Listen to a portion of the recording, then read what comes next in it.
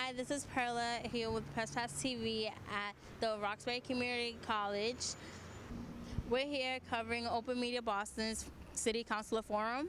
The forum began with a question to all of the candidates: what motivates you to be in this race? During this opening, the candidates took the time to emphasize the importance of public service and their own experience. I'm running for the council because I see it as an extension of my work in service and in organizing. I see it as an opportunity to bring that work and do it in that realm. A family which has a long tradition of public service. My father was a state representative.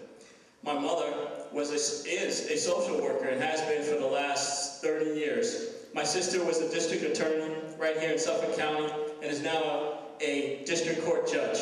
I've tried to follow in their footsteps. I've worked in the state legislature. I've worked in the governor's office. I was the executive director of the State Office of Minority and Women Business Assistance. I resigned as assistant general manager for the MBTA for strategic planning to run full-time for office.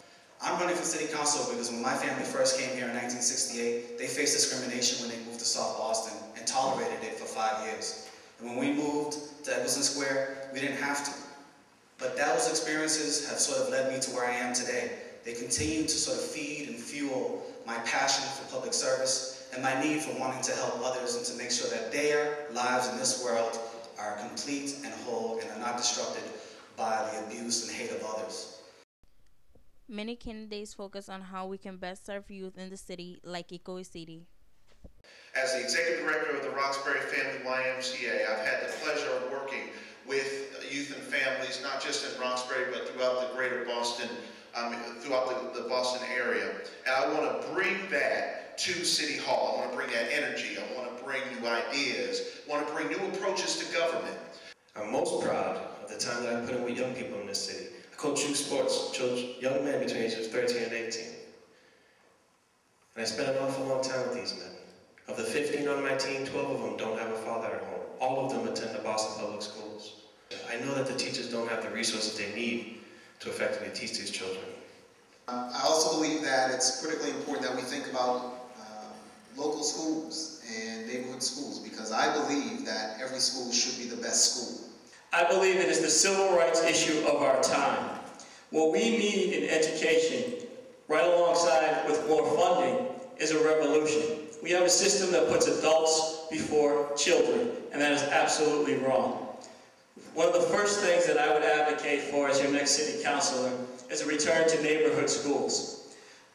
Busing is an $87 million a year contract. We just heard David talk about programs being cut. There's some money you could save right there. I am also for lifting the cap on charter schools. I want to give parents as much choice in how they go about educating their children as possible. I grew up in Jamaica Plain. I'm the son of Marilyn Morrissey, she's a school nurse, and James Ryan, my father, passed away in 2006. He was a doctor at BU Medical School. So I went to the Boston Public Schools for all 14 years of my education. I'm a lifelong Bostonian. I love this city. I went to the Boston Public Schools. I chose to raise my family here, and I continue to be a part of everything that goes on in this city. Jean-Claude Sanon and Hip Win talked about the experience of new Americans and how opportunities to become a part of the Boston community have made them want to give back. I'm running for a selfish reason, and it's because I owe a lot to the city. Me and my family owe a lot to the city of Boston. When we came here, all 12 of us lived in a housing project in South Boston. I can remember vividly that 4 or 5 of us siblings stayed in one room, 2 bunk beds per room. It wasn't that clean of a place, but we worked hard. And my parents valued education. They worked 2 jobs each to put us through elementary school, a private Catholic school in Dorchester. After that, all of us attended Boston Public Schools. I went to Boston Latin Academy, not too far away from here. Unfortunately, I'm speaking for the voiceless. Tons of people have arrived in this country. And once they do arrive in here, They think that it's the greatest opportunity ever offered to them. Either it's via a visa to become a permanent resident and later on to become a citizen. And every time that they have a chance to accomplish certain things, they seem to think that they should not be asking for a little bit more. The forum lasted a little over 2 hours and gave the candidates ample time to put their platform and solutions for taking the city in a new direction.